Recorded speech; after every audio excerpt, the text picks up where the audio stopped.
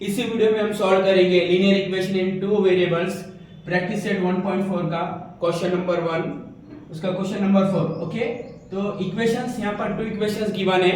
First है 1/3x plus y plus 1/3x minus y is equal to 3/4 and second is 1/2 in bracket 3x plus y minus 1/2 in bracket 3x minus y is equal to minus 1/8। Okay, so basically ये जो equations है ये linear equation in two variables नहीं है, ये linear equations नहीं है क्योंकि इसमें जो पावर है वेरिएबल्स का वो 1 नहीं है, इसलिए ये लीनियर इक्वेशन तो नहीं है। लेकिन हम इसे लीनियर इक्वेशन बना सकते हैं दूसरे वेरिएबल्स में इसकी वैल्यू सब्स्टिट्यूट करके। ओके, तो अब हम इसे सॉल्व करेंगे।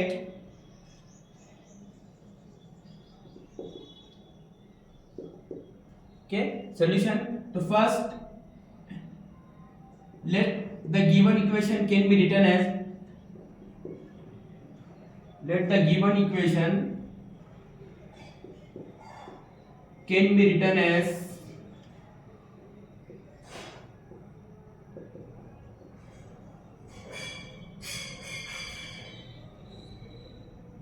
इन इक्वेशंस को हम क्या करेंगे, राइट करेंगे। Okay, so let the given equation can be written as, तो सबसे पहले हम इक्वेशन को राइट करेंगे। तो जो फर्स्ट इक्वेशन है,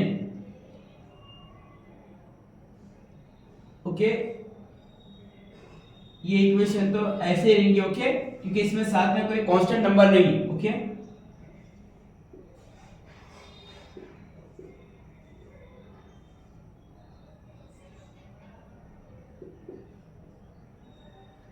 सेकंड ये इक्वेशन है, इस इक्वेशन को हम इस तरह से भी राइट कर सकते हैं। ओके, सो 1/2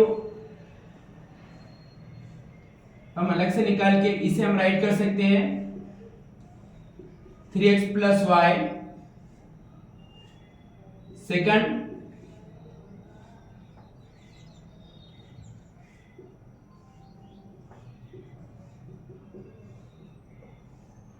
ओके, तो यहां पर एक बात का ध्यान रखना चाहिए कि जब ये 3x प्लस y और 3x माइनस y ये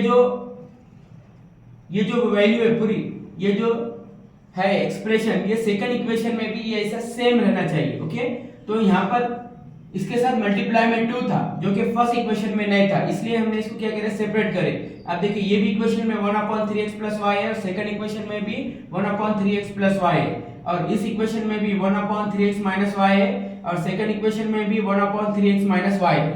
ओके, अब इसे हम एक नए वेरिएबल में हम इसे सब्स्टिट्यूट कर सकते हैं, पुट कर सकते हैं। ओके, तो अब हम यहाँ पर क्या करेंगे, रिप्लेस। अब हम इसे रिप्लेस करेंगे। ओके, तो 1/3x प्लस y को हम रिप्लेस करेंगे by m and 1/3x minus y को हम रिप्लेस करेंगे n से।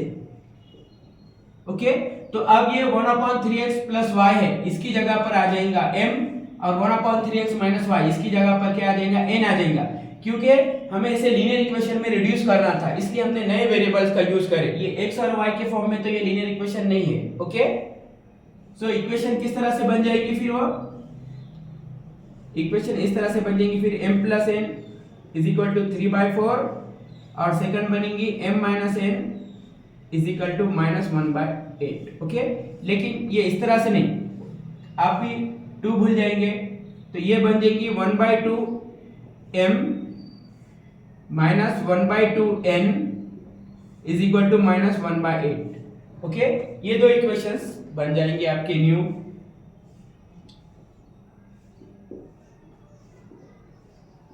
ओके, इसे इक्वेशन 1 और इक्वेशन 2 हम कह सकते हैं।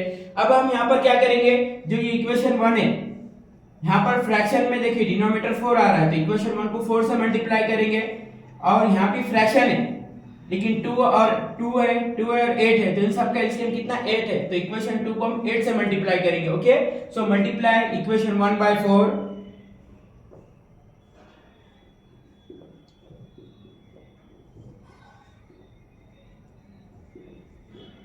तो इक्वेशन 1 को 4 से मल्टीप्लाई करेंगे। Okay, so multiply equation 1/4 and equation 2 by 8.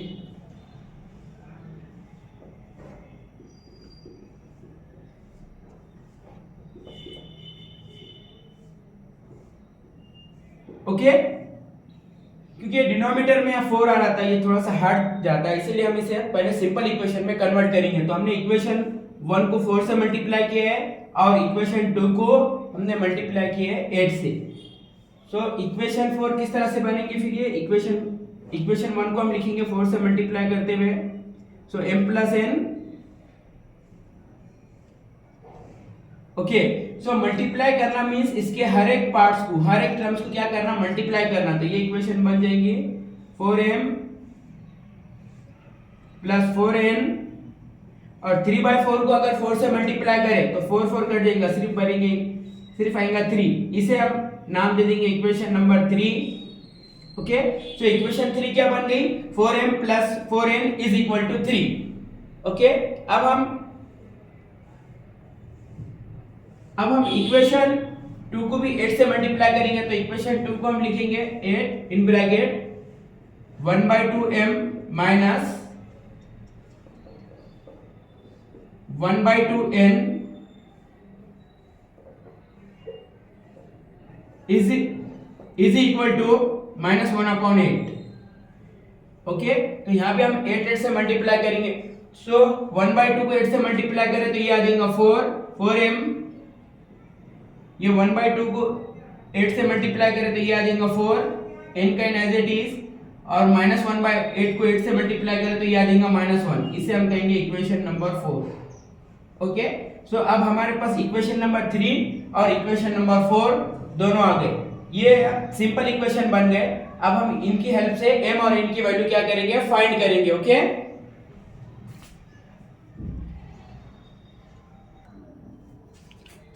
Okay, तो हमारे पास दो सिंपल इक्वेशन आ गए थे। एक इक्वेशन 3 आ गई थी। इक्वेशन 3 क्या थी? 4m plus 4n is equal to 3, और इक्वेशन 4 थी 4m minus 4n is equal to -1। Okay, अब हम क्या करेंगे? इन दोनों इक्वेशन को ऐड करेंगे। ओके, सो ऐड,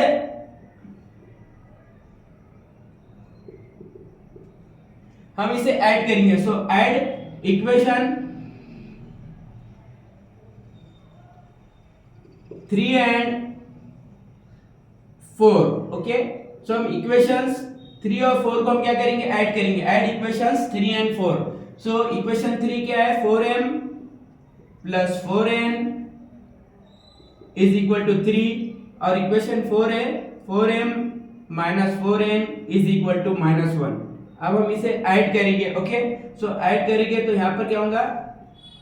जब हम प्लस कर रहे हैं तो plus plus plus plus multiply by minus, minus यहाँ पर माइनस होगा। Okay, plus multiply by minus, minus यहाँ भी माइनस होगा। ओके, सो 4m प्लस 4m ये हो जाएगा 8m, 4n में से 4n निकाले ये हो जाएगा 0, 3n में से 3 में से 1 निकाले ये बचेगा 2, तो 8m की वैल्यू आ गई 2, तो m की वैल्यू आ जाएगी 2/8, यानी 2 1 जा 2, 2 4 जा 8, तो m की वैल्यू आ गई 1/4। ओके, अब ये m की वैल्यू 1/4 है। अब हम इसे इक्वेशन 3 या 4 किसी में भी पुट कर सकते हैं। तो हम m 1/4 को इक्वेशन नंबर 3 में पुट करेंगे। Okay, so put m is equal to 1/4 in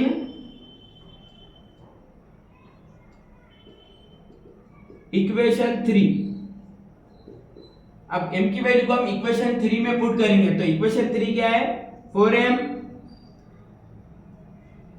plus 4n is equal to 3। अब यहाँ पर हम यहाँ m की वैल्यू पुट कर रहे हैं इक्वेशन 3 में, तो यहाँ पर m की जगह पे क्या आएगा? 4 मल्टीप्लाई बाय m की जगह पे आएगा 1/4 plus 4n as it is equal to 3 as it is. Okay, so 4 को 4 से मल्टीप्लाई करें, ये डिवाइड का 4 है, तो 4 4 क्या हो जाएगा? कैंसिल हो जाएगा, 4 1 जा 4, 4 1 जा 4। ओके, तो यहाँ पर आ जाएगा 1 plus 4n is equal to 3। Okay, so ये प्लस का 1 इधर गया तो -1 हो जाएगा, so 4n is equal to 3 - 1। So 4n की वैल्यू आ जाएगी, 3 में से 1 गया 2, n की वैल्यू आ जाएगी 2/4, यानी 2 1 are 2, 2 2 are 4, तो n की वैल्यू आ गई 1/2। ओके, तो अब हमारे पास n और n दोनों की वैल्यू निकल गई। ओके, सो m की वैल्यू क्या निकली? m की वैल्यू निकली 1/4 और n की निकली 1/2। ओके, अब हमने जो पहले स्टार्टिंग में जो लिया था, इसकी जो वैल्यू एक्चुअल वैल्यू में हम क्या करेंगे, अब इसे पुट करेंगे। ओके, तो बट हमारे पास जो m की वैल्यू थी, जब हमने एक्चुअल में पुट करे थे, तो m की वैल्यू क्या थी? 1/3x प्लस y, ये m की वैल्यू थी। और n की वैल्यू को हमने क्या पुट करे थे? n is equal to 1/3x minus y, ये n की वैल्यू को पुट करे थे। ओके, तो अब इसे हम एक्चुअल वैल्यू में से पुट करेंगे। सो जो ये 3x प्लस y, ये कंप्लीट टर्म्स है, इधर डिनोमिनेटर में है, तो ये लेफ्ट हैंड साइड के मल्टीप्लाई में आ जाएगा, तो 3x plus y is equal to 1/m हो जाएगा। Okay, 3x plus y is equal to 1/m। So 3x plus y is equal to 1। अब यहाँ पर m की वैल्यू हम पुट करेंगे, m की जगह पे m की वैल्यू, तो m की वैल्यू कितनी है? 1/4 है। Okay, so 3x plus y is equal to 4, यहाँ पर डिनोमिनेटर के डिनोमिनेटर में, तो इधर जाके क्या होगा? वो मल्टीप्लाई में चले जाएगा, क्योंकि जब हम डिवाइड करते हैं फ्रैक्शन को, तो वो मल्टीप्लाई के साइन में चेंज होता है, उसका रेसिप्रोकल आता है। ओके, सो 1 मल्टीप्लाई बाय 4 4 होता है। तो हमारे पास एक और एक इक्वेशन बनी, क्या बनी? 3x plus y is equal to 4। Okay, so अब इसे हम इक्वेशन नंबर 5 दे सकते हैं। ओके, सिमिलरली हम यहां भी करेंगे। यहां भी अब n की वैल्यू है, तो 3x minus y is equal to 1/n हो जाएगा। सो 3x माइनस y 1/, यहां पर n की जगह n की वैल्यू पुट कर लो, तो n की वैल्यू कितनी आई? 1/2 आ गई, 1/2। ये भी डिनोमिनेटर के डिनोमिनेटर है, ऊपर जाके न्यूमरेटर में चल जाएगा। सो 3x माइनस y की वैल्यू आ जाएगी 2। ओके, तो यहाँ पर 3x प्लस y की वैल्यू 4 आ गई, और इधर 3x माइनस y की वैल्यू कितनी आ गई? 2 आ गई। इसे हम कहेंगे इक्वेशन नंबर 6 कह दे। अब इक्वेशन 5 और 6 को ऐड करेंगे। ओके, सो ऐड इक्वेशन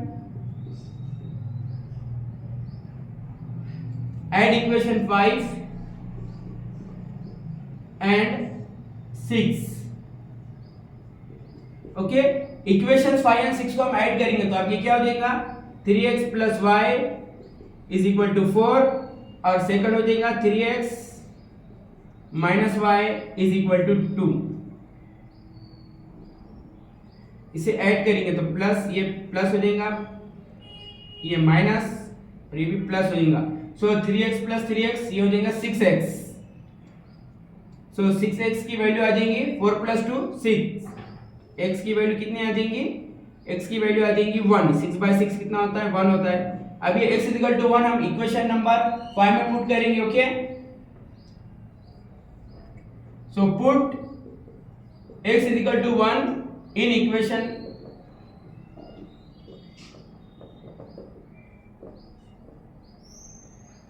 ओके, सो अब हम इसे इक्वेशन 5 में पुट करेंगे, तो हमारी इक्वेशन 5 क्या है? 3x